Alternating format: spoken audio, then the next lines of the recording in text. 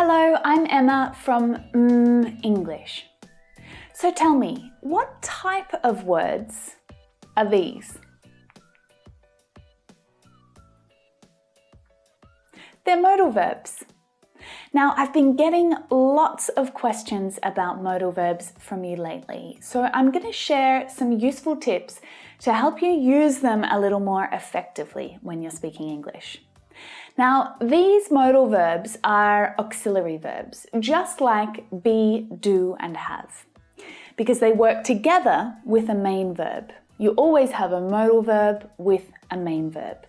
And the main verb that follows is always in the bare infinitive form, without to.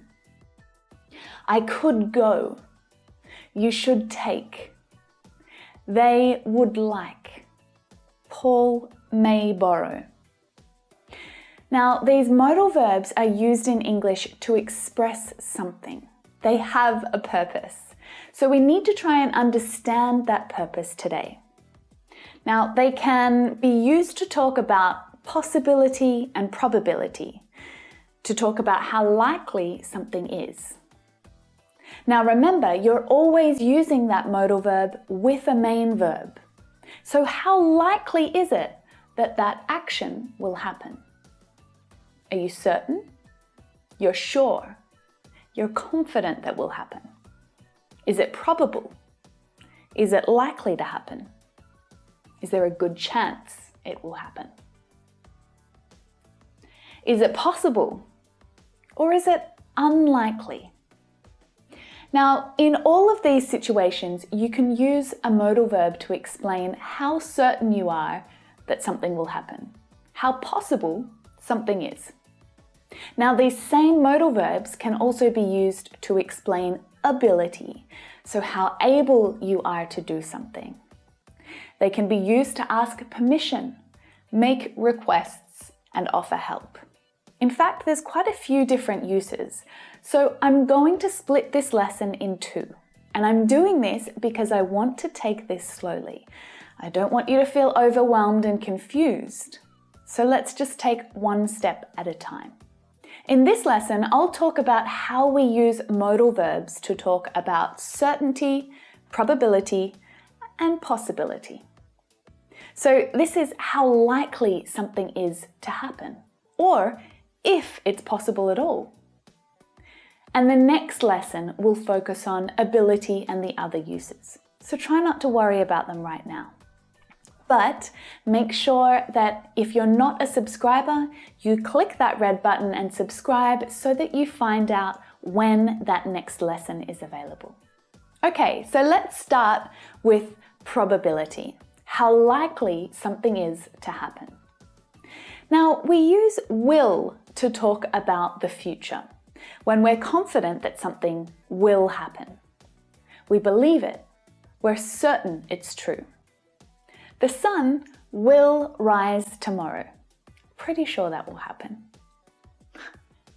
Ashley will be late. Well, she's always late, so I definitely believe that to be true. If you don't take a jumper, you will get cold. It's freezing out there. You'll also hear will used to give reassurance when you want to confirm that something is true. You know when your mum tells you, you will pass the exam, don't worry, even though you're really not sure that's true. She's using will to tell you that she's confident, she believes in you. When you're upset, your friends tell you, it will be okay. They're confident, they believe that everything will be okay. Now, if you're certain that something is not going to happen, use will not or won't. If they walk, they won't arrive in time. It's too far. I'm certain that that won't happen. We also use must when we are confident and sure of something that is happening in the present. And usually we have a reason or an explanation to tell us why something is happening. The baby's crying. He must be hungry. I thought Sarah would be here by now. She must be stuck in traffic. They didn't eat any of the meat. They must be vegetarian. Notice how I've given a reason for all of these examples to show why I believe something to be true. And it's quite common when you're using must. It explains that you are quite confident about the statement and you're able to give a reason to explain why you're so sure. To use must to talk about the past, when you're quite sure that something happened, then use must have. After flying for 36 hours, you must have felt exhausted. I thought I'd do better in the exam. I must have been really nervous. Oh, Jack's not here right now. He must have thought that you were meeting him downstairs. Now see how this creates the perfect tense. The main verb following have is in the past participle form. So when talking about the present or the future, must is followed by the bare infinitive form. But when talking about the past, must is followed by have and the past participle verb form. And this pattern is true for many of the modal verbs that we'll talk about today.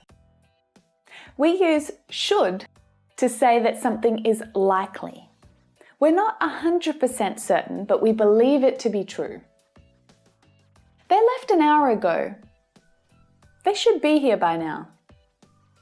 If they take the car, they should arrive by 3. To talk about the past, we use should have. It's the same pattern. I didn't realize he was unwell. We should have offered to take him to the doctor. The school knew Sam was going to be late. They should have called her mother.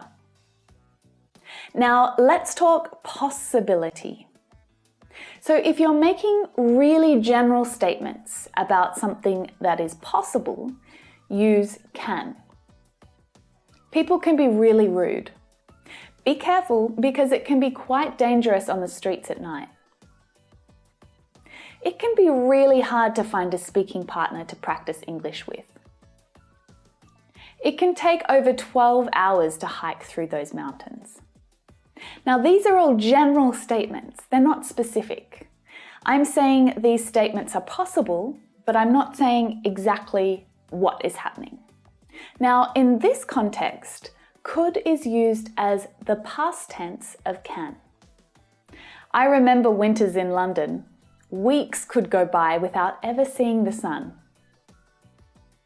So when we're uncertain or unsure about the present and the future, we use the modal verbs could, might, and may. They explain that something is possible, but not certain or guaranteed.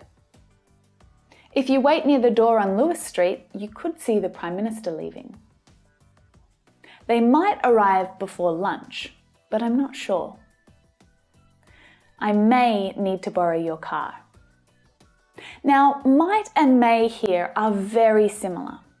There is a very slight difference between the two, in that might tells us that the outcome is a little bit less likely. But the truth is that 99% of native English speakers don't even realize this, so you don't need to worry about the difference at all. When used in spoken English, you can use either when talking about possibility.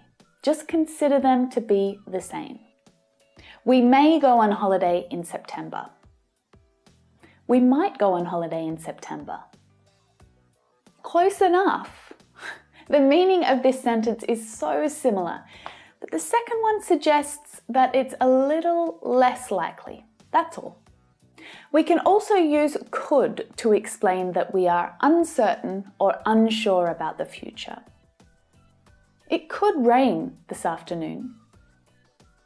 It might rain this afternoon. It may rain this afternoon. Now, all of these sentences tell us that it's possible, but not certain. There is a chance that it will happen. Simon could arrive before us.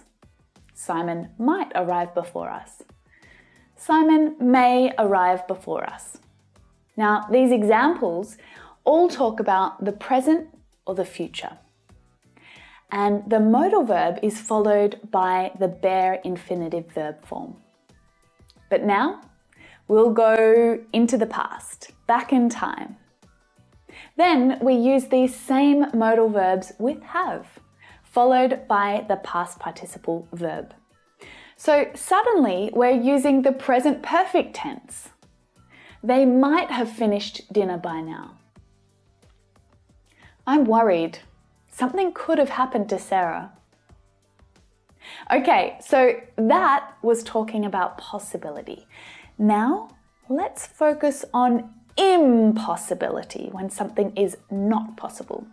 When we know that something is unlikely to happen. The chances of it happening are really, really, really small. When we think that something is impossible, we use the negative forms of can and could. You can't be serious. It's not possible. I don't believe you.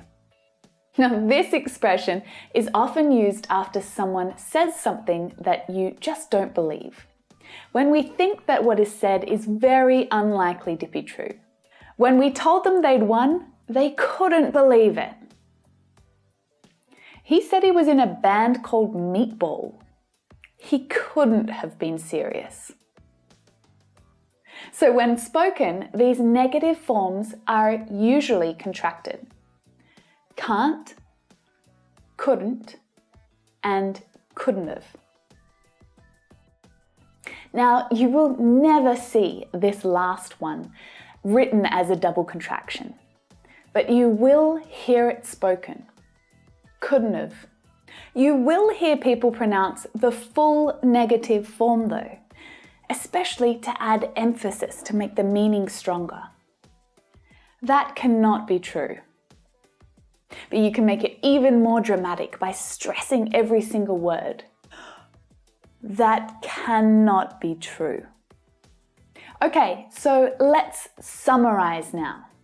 If you are certain about something, use will, or use won't if you are certain that something is impossible. Now, if you're confident about something and you have a reason for believing that, use must or should. If you're talking about something generally that's possible, use can. If you're not certain, but it's possible, use might, may, or could. So remember that there are different meanings for all of these modal verbs, and we're going to talk about these more in the next lesson. Well, I hope that you enjoyed that lesson.